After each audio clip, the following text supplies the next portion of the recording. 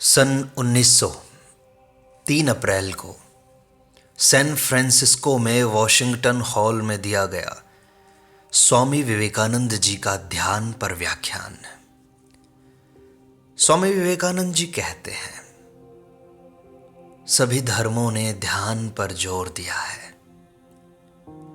योगियों का कहना है कि ध्यानस्थ अवस्था मन की उच्चतम संभव अवस्था है। जब मन किसी बाह्य वस्तु का अध्ययन करता है तब वह उससे अपना तादात्म्य स्थापित कर लेता है और स्वयं लुप्त हो जाता है।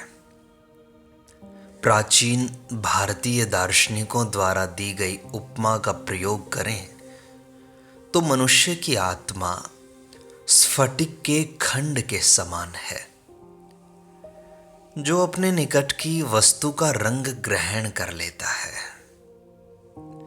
आत्मा जिस वस्तु का स्पर्श करती है उसी का रंग उसे लेना पड़ता है।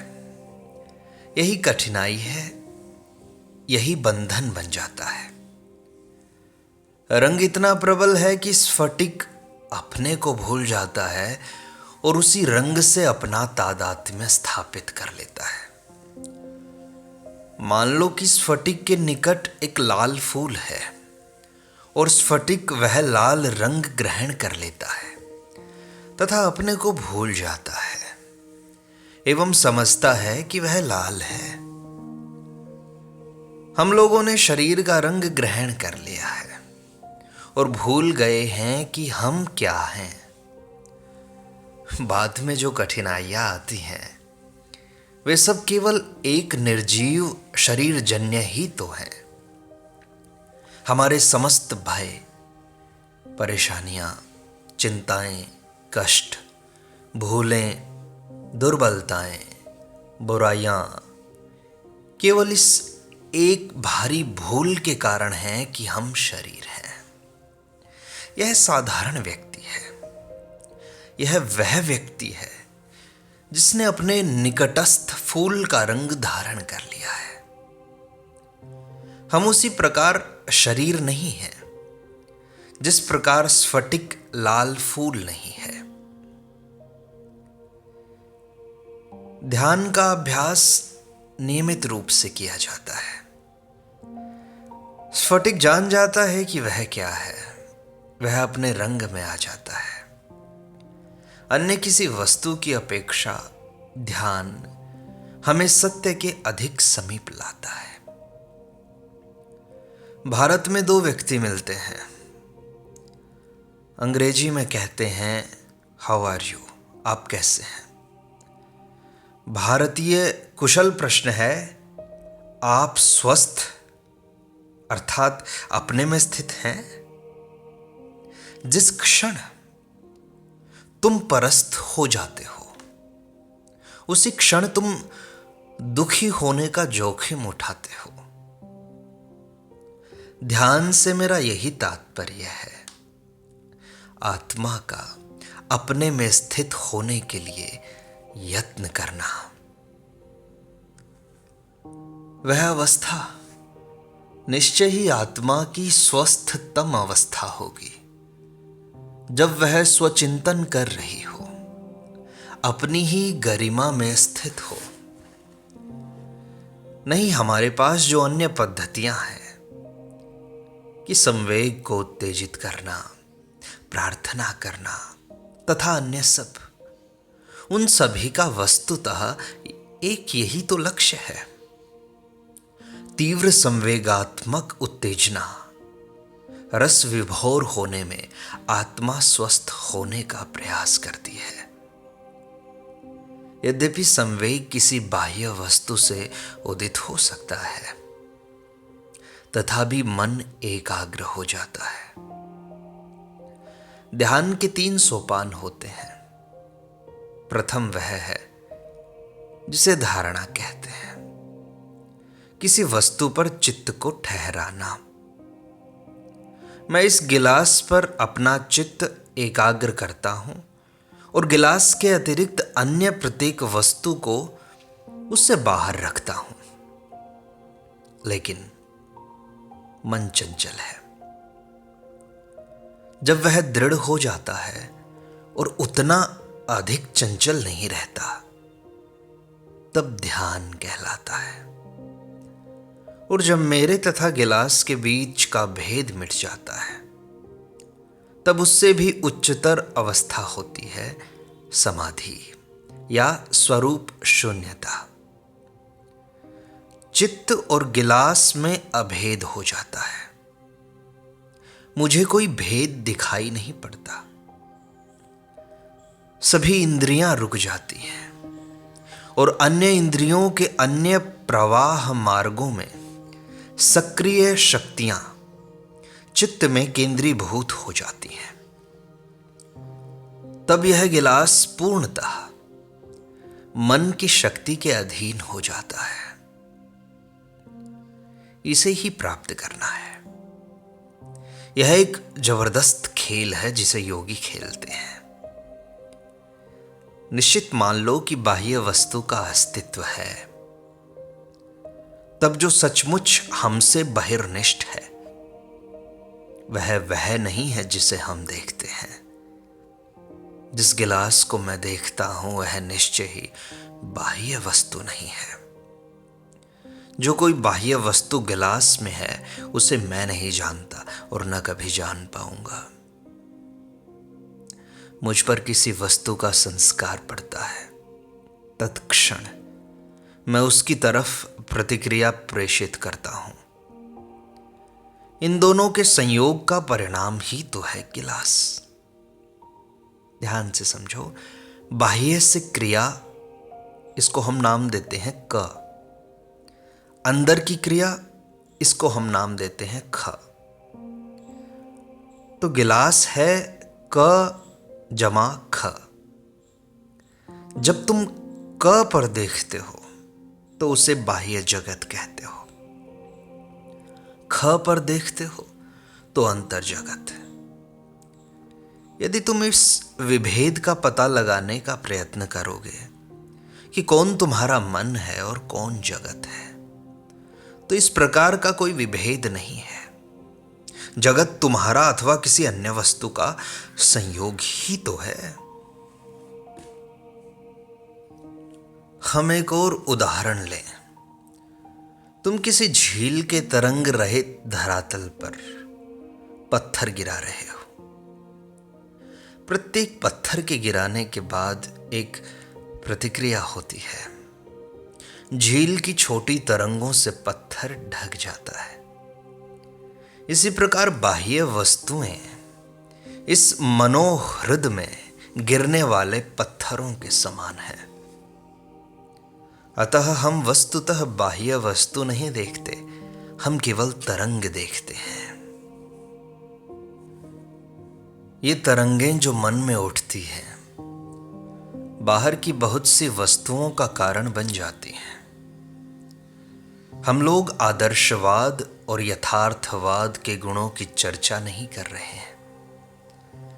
हम इसे सुनिश्चित मान लेते हैं कि बाह्य जगत में वस्तुओं का अस्तित्व है, लेकिन जो हम देखते हैं वह उन वस्तुओं से भिन्न है जिनका बाह्य जगत में अस्तित्व है। क्योंकि जिनका बाह्य जगत में अस्तित्व है उन्हें और स्वयं अपने को मिलाकर हम देखते हैं।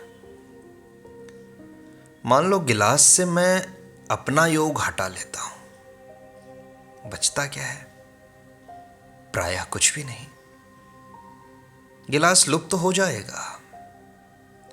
यदि मेज से मैं खुद को हटा लूं तो मेज में क्या बचेगा? निश्चय ही यह मेज नहीं रहेगी, क्योंकि वह बाह्य तथा मेरी देन का ही तो मिश्रण है। पत्थर जब कभी झील में फेंका जाएगा, तब उसकी तरफ बेचारी झील को तरंगे भेजनी पड़ेंगी। किसी भी संवेदना के होने पर मन को उधर तरंगे भेजनी ही पड़ेंगी। मान लो हम लोग मन को रोक लें, उसी क्षण हम लोग स्वामी बन जाते हैं। इन सब इंद्रिय गोचर विषयों को अपना योगदान देना हम अस्वीकार कर देते हैं। यदि मैं अपना अंश नहीं देता तो उसे बंद होना ही तो पड़ेगा। हर समय तुम बंधन की सृष्टि कर रहे हो। कैसे? अपना अंश प्रदान करके हम लोग अपनी शैयाओं का निर्माण कर रहे हैं, अपनी ही बेड़ियों की सृष्टि कर रहे हैं। जब बाह्य वस्तु और स्वयं मेरे अपने बीच की तादात्म्य वृत्ति का अंत हो जाने पर मैं अपना भाग निकाल सकता हूं और वह वस्तु लुप्त हो जाएगी। तब मैं कहूँगा यह गिलास है, और फिर अपना मन हटा लूँगा और वह लुप्त हो जाएगा। यदि तुम अपना भाग निकाल सको तो तुम जल पर चल सकते हो, फिर वह तुमको क्यों डुबोएगा? विष है तो क्या, अब और कठिनाइयां नहीं। प्रकृति की प्रत्येक इंद्रिय गोचर क्रिया में तुम्हारा योगदान कम से कम आधा होता है और आधा प्रकृति का होता है। यदि तुम्हारा आधा निकाल लिया जाए तो वस्तु का अंत अवश्य हो जाएगा। प्रत्येक क्रिया की समान प्रतिक्रिया होती है। यदि कोई आदमी मुझ पर प्रहार करता है और मुझे चोट पहुंचाता है तो वह उस आदमी की क्रिया और मेरे शरीर की प्रतिक्रिया है। मान लो शरीर पर मेरा इतना अधिकार हो कि मैं उस स्वचालित क्रिया का प्रतिरोध कर सकूं। क्या ऐसा सामर्थ्य प्राप्त किया जा सकता है? शास्त्रों का कहना है कि हो सकता है। यदि तुमको यह दैवात मिल गया तो चमत्कार है। यदि तुम इसे वैज्ञानिक ढंग से अवगत करो तो योग है। मन की शक्ति द्वारा लोगों को चंगा होते हुए मैंने देखा है। चमत्कारी व्यक्ति होता है, हम कहते हैं कि वह प्रार्थना करता है और आदमी चंगा हो जाता है। दूसरा आदमी कहता है तनिक भी नहीं, यह तो केवल मन की शक्ति है। यह आदमी वैज्ञानिक है, वह जानता है कि उसे क्या करना है। ध्यान की शक्ति हमें सब कुछ प्राप्त करा देती है। यदि तुम प्रकृति के ऊपर अधिकार चाहते हो तो तुम ध्यान द्वारा उसे प्राप्त कर सकते हो। ध्यान शक्ति द्वारा ही आज तमाम वैज्ञानिक तथ्यों की खोज की जाती है। वे विषय का अध्ययन करते हैं और सब कुछ भूल जाते हैं, स्वयं अपनी सुध और प्रत्येक वस्तु को भूल जाते हैं, और तब वह महान तथ्य प्रकाश की तरह कौंधता हुआ आता है। कुछ लोग सोचते हैं कि वह अंतःस्फुरण है। जैसे बहिस्फुरण नहीं है वैसे ही कोई अंतःस्फुरण नहीं है, और कभी कोई वस्तु मुफ्त में नहीं मिली। उच्चतम तथा कथित अंतःस्फुरण या ईसा का कार्य मान लो तुम। पूर्व जन्मों में उन्होंने युग युग तक अध्यवसाय किया। यह उनके पूर्व कर्मों, अध्यवसाय पूर्ण कर्मों का परिणाम था। अंतःस्फुरण की बातें कहना एकदम मूर्खतापूर्ण है। यदि वैसा कुछ होता तो वह जलवृष्टि की भांति झड़ने लगती। किसी भी विचार क्षेत्र में अंतःस्फुरण संपन्न व्यक्ति केवल उन्हीं राष्ट्रों में मिलते हैं जिनमें सामान्य शिक्षा और संस्कृति होती है। कोई अंतःस्फुरण नहीं होता। जिसे अंतःस्फुरण मान लिया जाता है वह उन कारणों का परिणाम है जो मन में पहले से विद्यमान रहते हैं। एक दिन परिणाम के रूप में प्रकाश कौंध जाता है। उनका पूर्व कर्म कारण था। उसमें भी तुमको ध्यान शक्ति दिखाई पड़ती है, विचार तीव्रता। ये लोग अपनी ही आत्मा को मथ डालते हैं, महान सत्य सतह के ऊपर उठाते हैं और व्यक्त हो जाते हैं। इसलिए ध्यान का अभ्यास ज्ञान की महती वैज्ञानिक पद्धति है। ध्यान शक्ति के बिना कोई ज्ञान नहीं होता।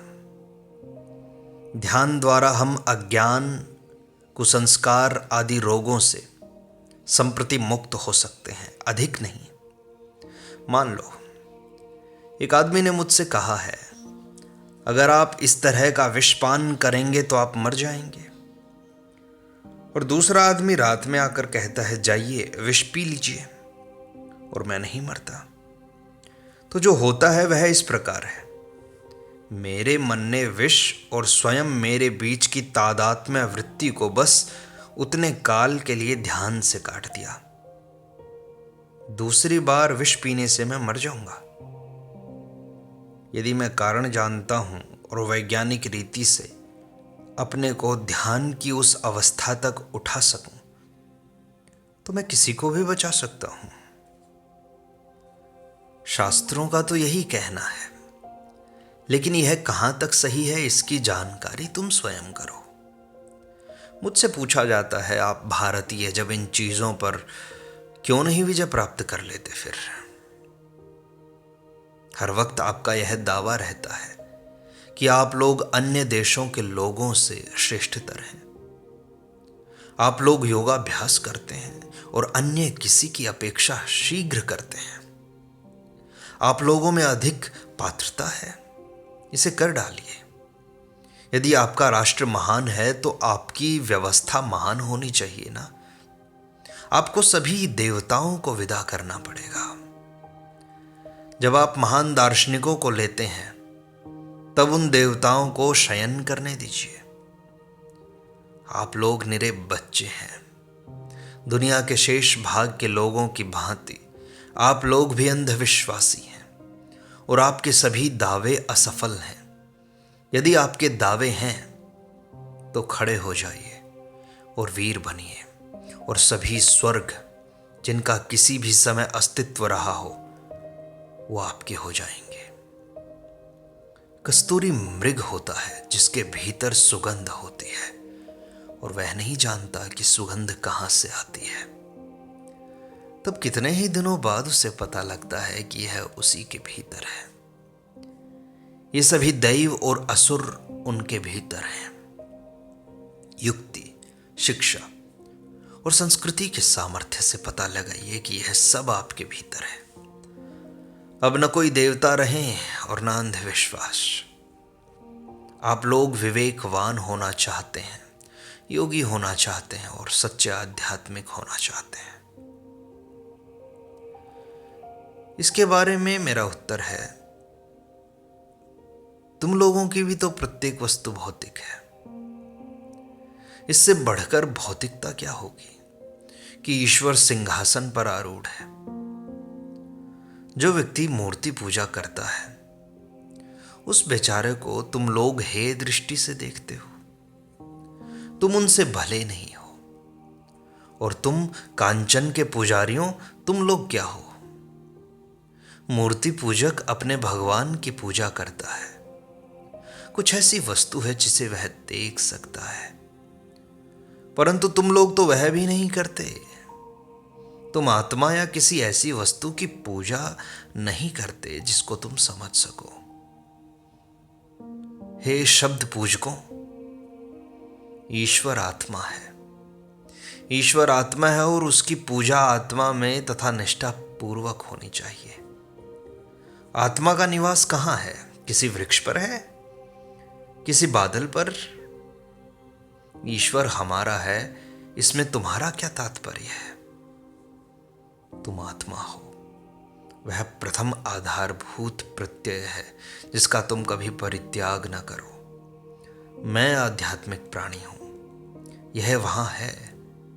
योग के इस सारे कौशल और ध्यान की इस प्रणाली और प्रत्येक वस्तु का उद्देश्य उस ईश्वर को वहां प्राप्त कर लेना है। यह सब मैं क्यों कह रहा हूं? जब तक तुम ठीक स्थान, लक्ष्य निर्धारित नहीं कर लेते तब तक तुम बात नहीं कर सकते। ठीक स्थान निर्धारित न कर तुम उसे स्वर्ग में तथा सारी दुनिया में निर्धारित करते हो। मैं जीवात्मा हूं और इसलिए सभी जीवों की आत्माओं का निवास मेरी आत्मा में अवश्य होगा। जो सोचते हैं कि वह कहीं अन्यत्र है, वे अनजान हैं। इसलिए उसको यहीं इसी स्वर्ग में ढूंढना चाहिए।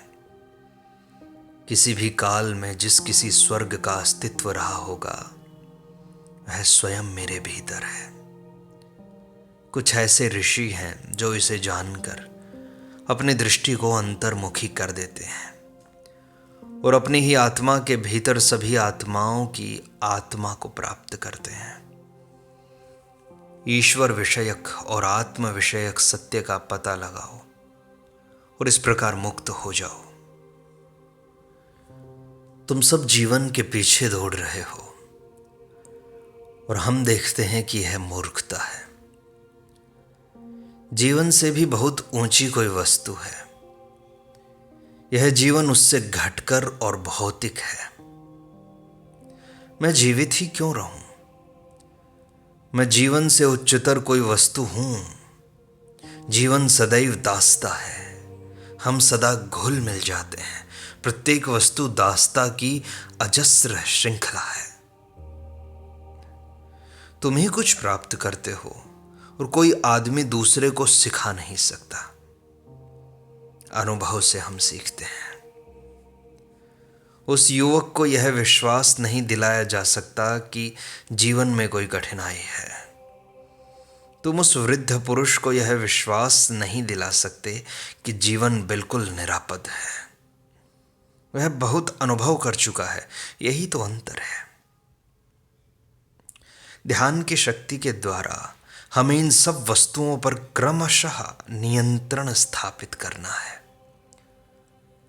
हम लोगों ने दार्शनिक दृष्टि से देख लिया है कि इन सभी विभेदों की आत्मा, मन और भौतिक पदार्थों आदि की कोई वास्तविक सत्ता नहीं है। जो कुछ सत है वह एक है, अनेक नहीं हो सकते।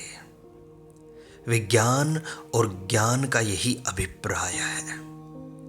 अज्ञान अनेकता देखता है, ज्ञान एक का साक्षात्कार करता है। अनेक को एक में रूपांतरित करना विज्ञान है। समस्त जगत को एक सिद्ध किया गया है। उस विज्ञान को वेदांत का विज्ञान कहा जाता है। समस्त जगत एक है। इस समस्त प्रतीयमान विविधता में वही एक व्याप्त है। इस समय हमारे सामने ये सब विविधताएं हैं और उन्हें हम देखते हैं। उन्हें हम पंचभूत कहते हैं। पृथ्वी, जल, अग्नि, वायु और आकाश।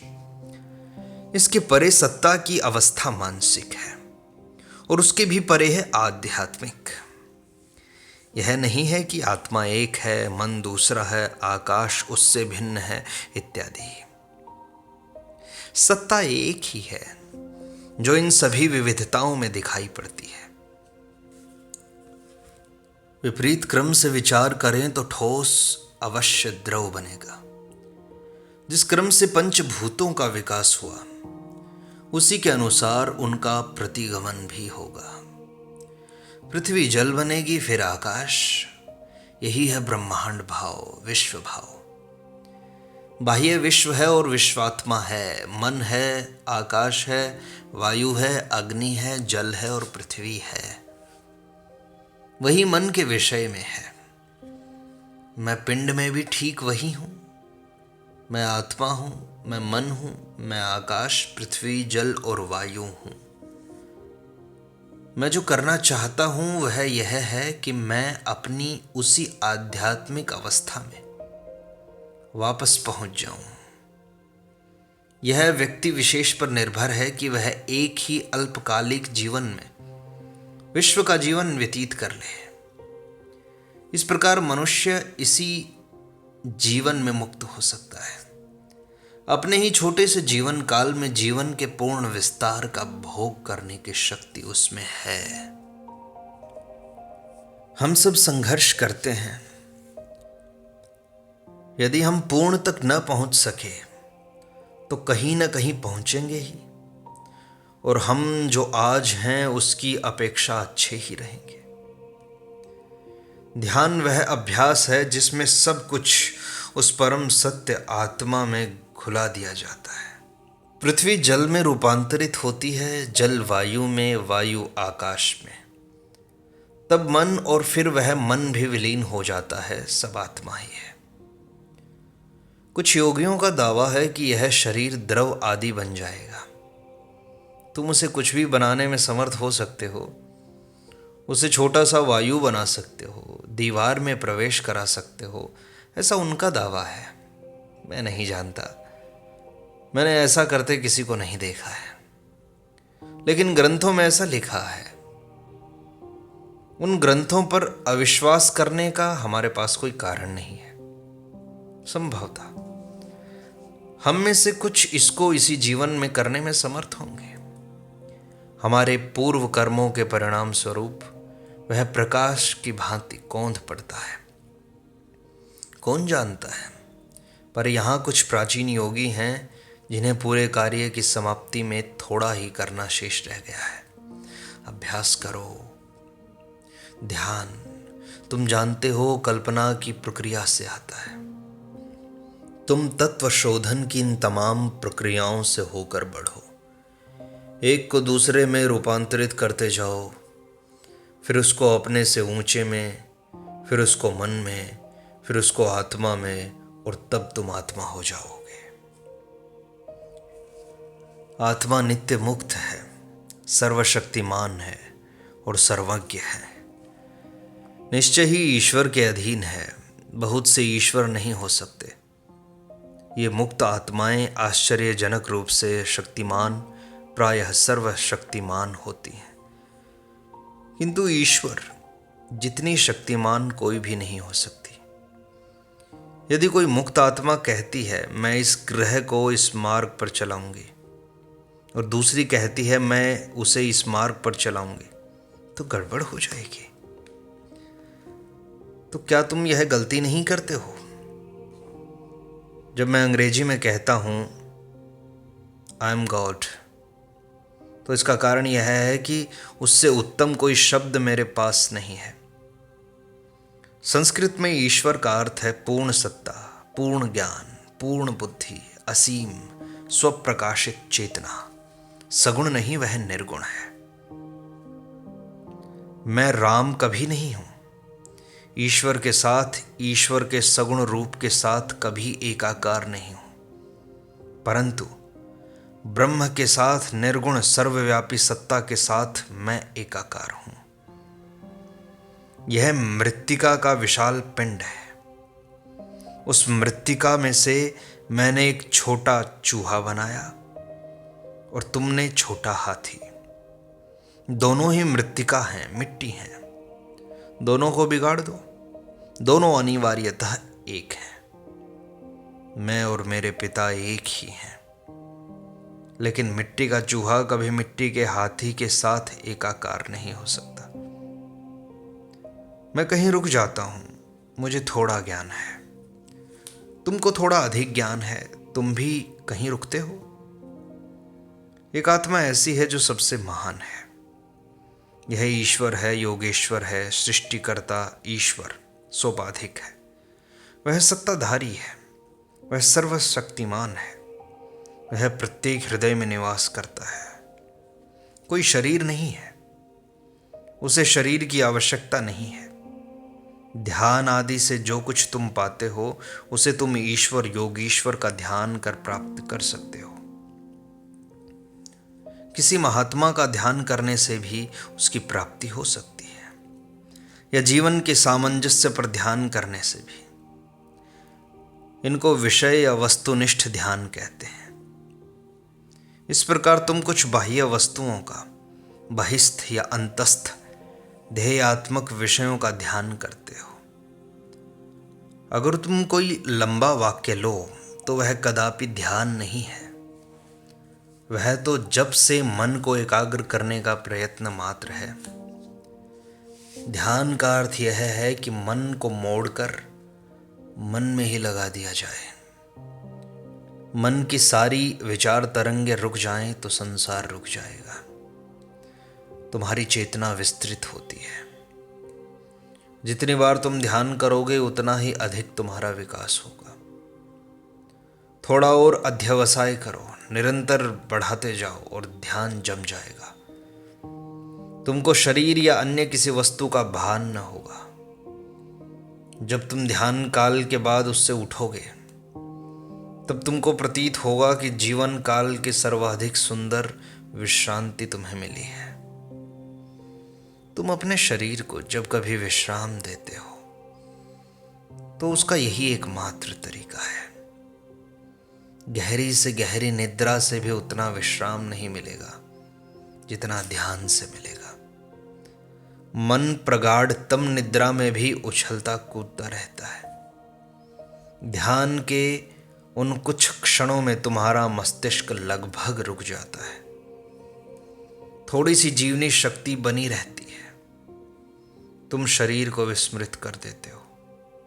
तुम बोटी बोटी काट डाले जाओ, फिर भी तुमको लेश मात्र अनुभव न हो। उसमें तुमको इतना आनंद मिलेगा, तुम इतने हल्के हो जाओगे। यह पूर्ण विश्रांति हमें ध्यान में मिलेगी। तुम विभिन्न वस्तुओं का ध्यान, सुषुम्ना के विभिन्न चक्रों पर ध्यान किया जाता है। योगियों के मत के अनुसार मेरुदंड में ईड़ा और पिंगला नाम की 2 नाड़ियां हैं। वे 2 प्रमुख नाड़ियां हैं जिनसे अभिवाही और अपवाही नाड़ीय प्रवाह होता रहता है। पोली नाड़ी, जिसे सुषुम्ना कहा जाता है, मेरुदंड के मध्य भाग से जाती है। योगियों का कहना है कि यह नाड़ी बंद है, लेकिन ध्यान के बल से उसे खोलना है। शक्ति को मेरुदंड के आधार तक नीचे उतारना है और कुंडलिनी जाग जाती है। संसार बदल जाएगा। फिर हजारों दिव्य प्राणी तुम्हारे आसपास खड़े हैं। तुम उन्हें देख नहीं पाते क्योंकि हमारा जगत इंद्रिय निर्धारित है। हम केवल इस बाह्य को ही देख सकते हैं। आओ इसे क की संज्ञा दें। हम अपनी मानसिक अवस्था के अनुसार क को देखते हैं, इस संसार को देखते हैं, जगत को देखते हैं। बाहर सामने जो वृक्ष खड़ा है उसे लो। एक चोर आया और उसने तने में क्या देखा? पुलिस का एक आदमी। बच्चे ने एक बड़ा भूत देखा। युवक अपनी प्रेयसी की प्रतीक्षा में था, उसने क्या देखा? अपनी प्रेयसी को। परंतु पेड़ का तना बदला नहीं था, वह तो ज्यों का त्यों रहा। यह स्वयं ईश्वर है और हम अपनी मूर्खता के कारण उसे मनुष्य, धूल, मूक और दुखी समझते हैं। जो लोग एक ही तरह से निर्मित हैं वे स्वभावतः एक समुदाय बना लेंगे और एक तरह के लोक में रहेंगे। दूसरे प्रकार से कहा जाए तो तुम एक ही स्थान पर रहते हो। सब स्वर्ग और सब नरक यहीं पर है।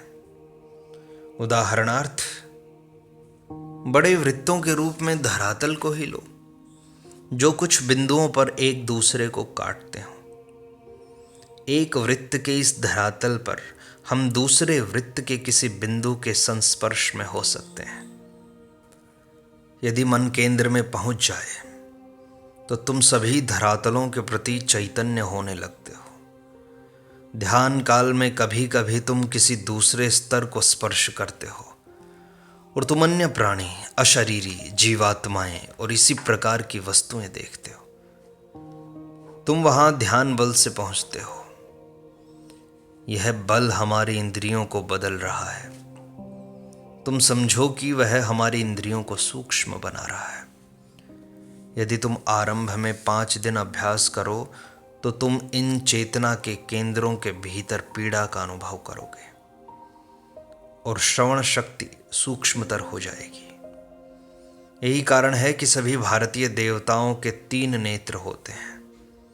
वह यौगिक दिव्य चक्षु है जो खुल जाता है और तुमको आध्यात्मिक वस्तुओं का दर्शन कराता है। ज्यों ज्यों वह कुंडलिनी शक्ति उद्बुद्ध होकर सुषुम्ना के एक चक्र से दूसरे चक्र में बढ़ती है, त्यों तो वह इंद्रियों को बदलती है और तुम इस विश्व को दूसरे विश्व के रूप में देखने लगते हो। यह स्वर्ग है। तुम बोल नहीं सकते, तब कुंडलिनी नीचे के चक्रों में जाती है। तुम फिर तब तक मनुष्य हो जब तक कुंडलिनी मस्तिष्क में सहस्रार में नहीं पहुंच जाती। सब चक्रों का भेदन नहीं हो चुकता, सारा दृश्य लुप्त नहीं हो जाता और तुम कुछ नहीं बल्कि एक सत्ता का साक्षात्कार नहीं करते हो।